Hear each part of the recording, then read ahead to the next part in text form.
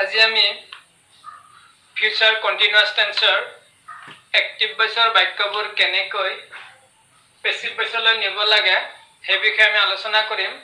তো এক্টিভ ভয়েসৰ পৰা passive ভয়েসলৈ বাক্যবোৰ convert কৰাৰ আগত আমি কেইটামান নিয়ম এবাৰ আলোচনা কৰি লওঁ, ৰিকল কৰি লওঁ। নিয়মবোৰ হ'ল, এক নম্বৰ হ'ল যে এক্টিভ ভয়েসৰ অবজেক্ট টু পেসিভ ভয়েসৰ সাবজেক্ট হ'ব। এক্টিভ ভয়েসৰ অবজেক্ট প্ৰথমে আমি যেটো কাম কৰিব লাগিব হেতু হ'ল এক্টিভ ভয়েসৰ অবজেক্ট টু পেসিভ ভয়েসৰ সাবজেক্ট হিচাপে আমি বহাব লাগিব। তাৰ পিছত হ'ল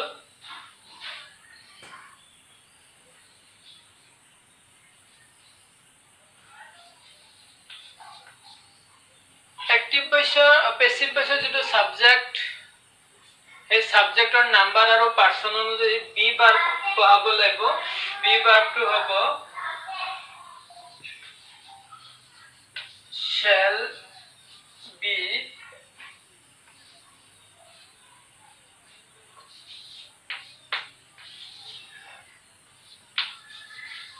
shall be being,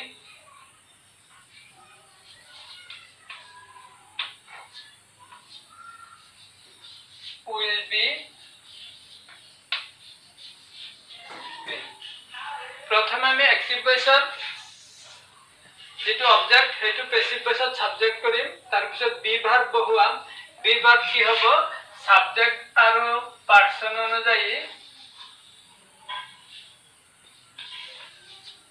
সাবজেক্ট আৰু পাৰ্সন অনুযায়ী shall be being আৰু will be being হ'ব। তাৰ পিছত যেটো মেইন ভার্বটো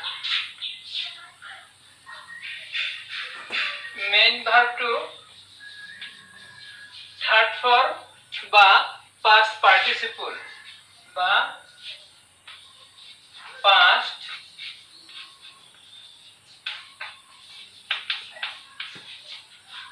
past participle হ'ব। past participle যেটা আমি ভাৰ্বৰ যেটা past participle ফৰ্মটো বহালো, তাৰ পিছত আমি এটা বাই প্ৰিপজিশন বহাব লাগিব, তাৰ পিছত অবজেক্ট, অৰ্থাৎ এক্টিভ ভয়েসৰ সাবজেক্ট টু পেসিভ ভয়েসৰ অবজেক্ট হ'ব। এইখিনিয়ে কাম। আকৌ আমি আলোচনা কৰো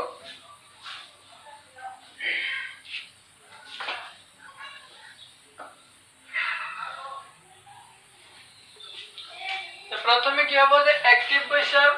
যেটো অবজেক্ট থাকিব পেসিভ ভয়েসৰ সাবজেক্ট হ'ব।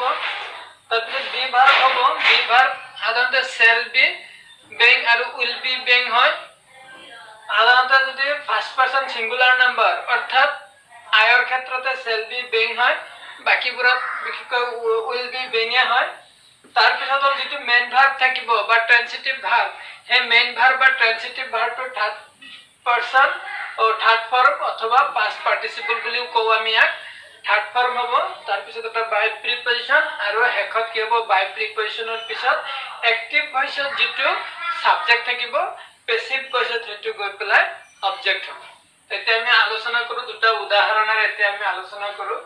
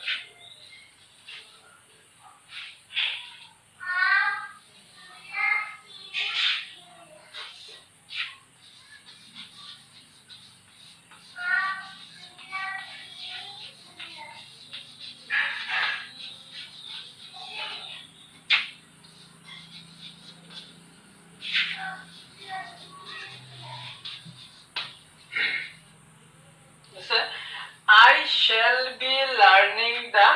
lesson. গতিকে এটো আমি জানো ফিউচার কন্টিনিউয়াস টেন্সত আছে, কারণ সাবজেক্টৰ পিছত shall be আছে, সাবজেক্টৰ পিছত shall be, তাৰ পিছত মেইন ভাৰ্বৰ লগত ing হৈছে, তাৰ পিছত কি আছে অবজেক্টটো আছে। গতিকে আমি এইটো একদম নিঃসন্দেহে ক'ব পাৰো এইটো এটা ফিউচাৰ কন্টিনিউয়াস টেন্সৰ বাক্য কাৰণ ফিউচাৰ কন্টিনিউয়াস টেন্সৰ বাক্যবোৰৰ ফৰ্মেশনটো কি আছিল যে প্ৰথমে হ'ব subject plus shall be will be তাৰ পিছত কি হয় verb plus ing ভাৰ্বৰ লগত ing তাৰ পিছত অবজেক্ট হয় ভাৰ্বৰ পিছত আলৰ ing তাৰ পিছত কি হ'ব অবজেক্ট হ'ব সাবজেক্ট তাৰ পিছত shall be এটা ভাল হয় ইয়াত লিখাটো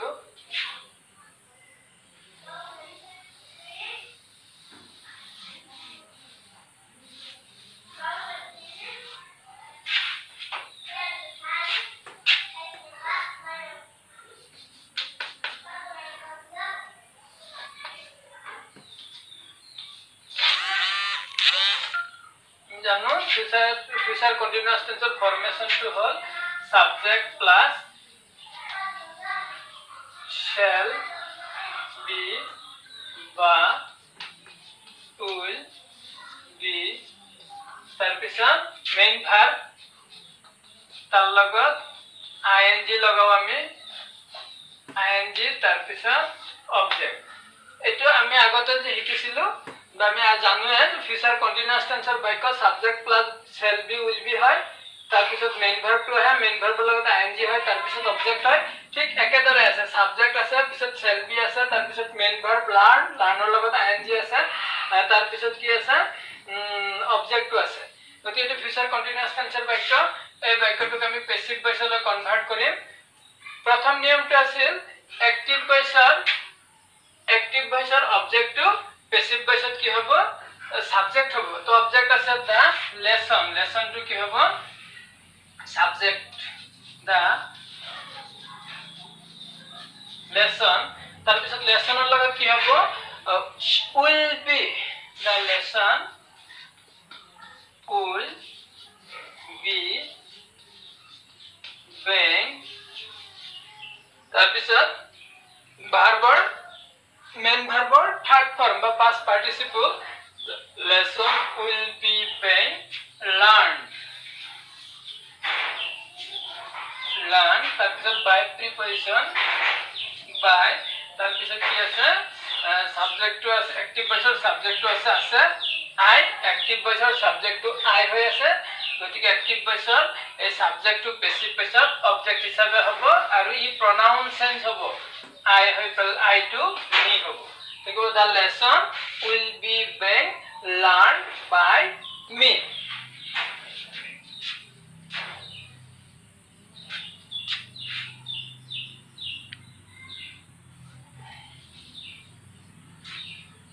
ছাত্ৰী-ছাত্ৰীসকল তো এতিয়া আমি আৰু এটা এক্সাম্পললৈ যাওঁ আৰু এটা উদাহৰণেৰে আমি বুজো এক্টিভ ভয়েসত আছে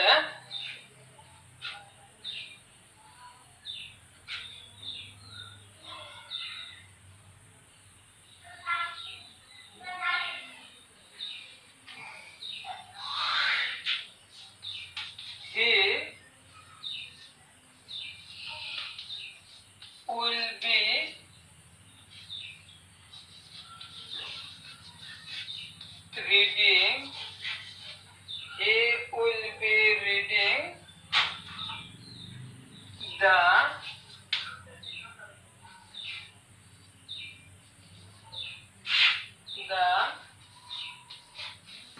novel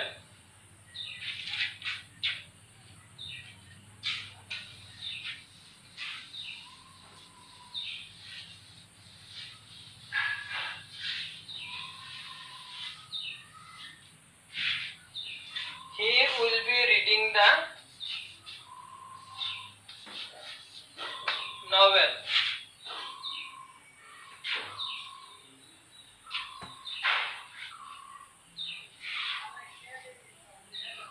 এখানে প্যাসিভ ভয়েস লৈ নিও প্যাসিভ ভয়েস লৈ নিলে এটো কি হ'ব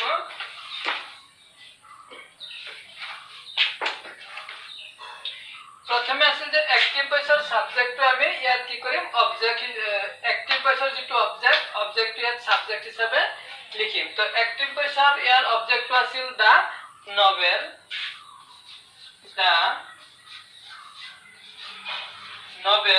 তাৰ পিছত যি কি আছিল বি ভার্ব আহিব shall be being অথবা will be being গতিকে ইয়াত কি আহিব দা নভেলৰ লগত হ'ব will be being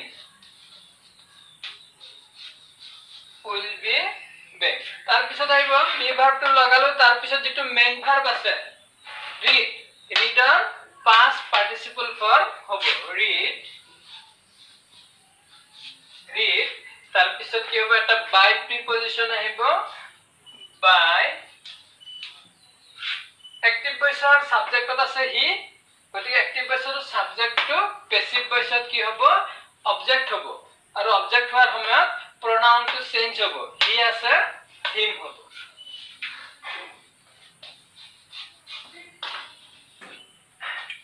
ক্লিয়াৰ বুজি পাইছা এতিয়া আশা কৰো তোমালোকে বুজি পাইছা ভিডিওটো বাৰে বাৰে চাবা তেতিয়া হলে তোমালোকৰ কনসেপ্টটো ক্লিয়াৰ হৈ যাব আৰু এটা एग्जांपल লও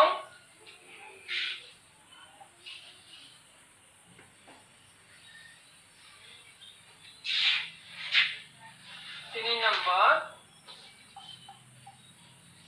এবাৰ বেলেগ দিও দে দিও एक्टिव voice আছে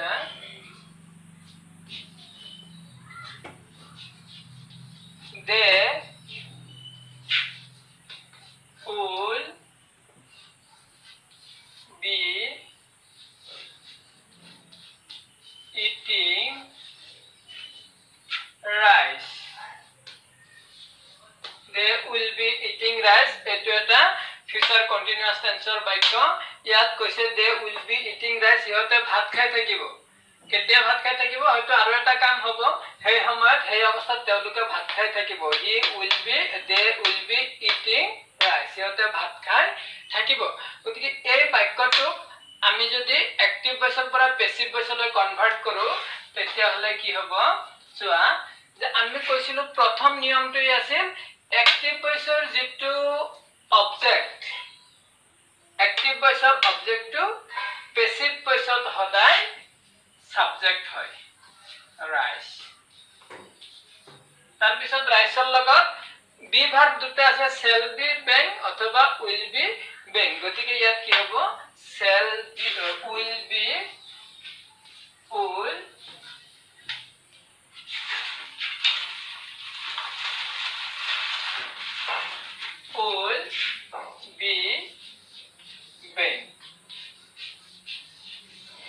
will be being rice will be being তাৰ পিছত আছে মেইন ভাৰ্বৰ past participle form হ'ব ইয়াত যেটো মেইন ভাৰ্বটো কি আছিল eat গতিকে eatৰ past participle eat at eaten হ'ব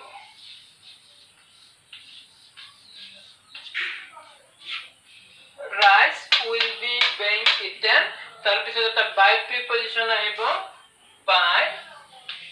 তাৰ পিছত কি আছে যে অ্যাক্টিভ ভয়েসৰ যেটো সাবজেক্ট অ্যাক্টিভ ভয়েসৰ সাবজেক্টটো প্যাসিভ ভয়েসত সদায় অবজেক্ট হ'ব আৰু অবজেক্ট হোৱাৰ সময়ত যদি অ্যাক্টিভ ভয়েসৰ সাবজেক্টটো pronoun হয় তেন্তে প্যাসিভ ভয়েসত ই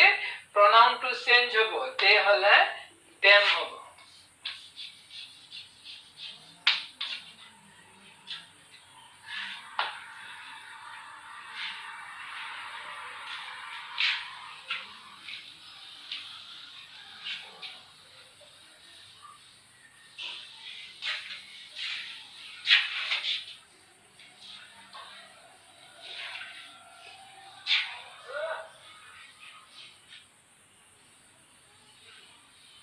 এতিয়া তোমালোকক হোমৱৰ্ক দিও হোমৱৰ্ক খিনি কৰিবা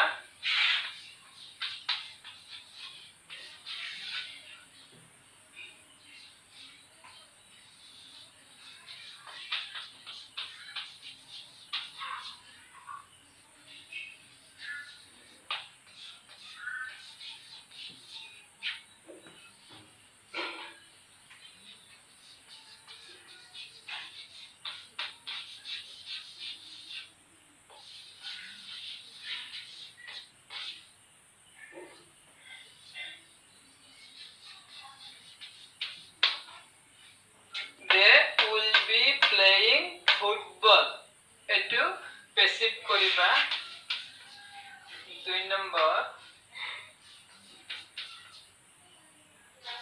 I shall be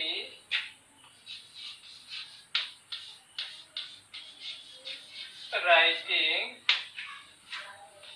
a letter. I shall be writing a letter. তাৰপিছত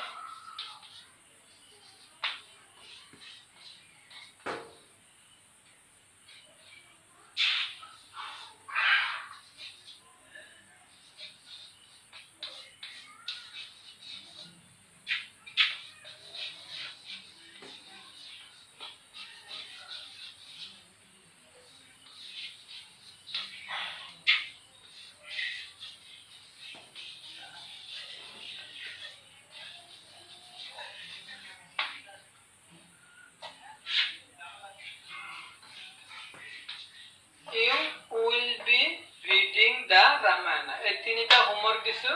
এই তিনিটা হোমৱৰ্ক তোমালোকে কৰিবা। আশা কৰো তোমালোকৰ ভিডিঅ'খিনি ক্লিয়াৰ হ'ব আৰু তোমালোকে কি কৰিবা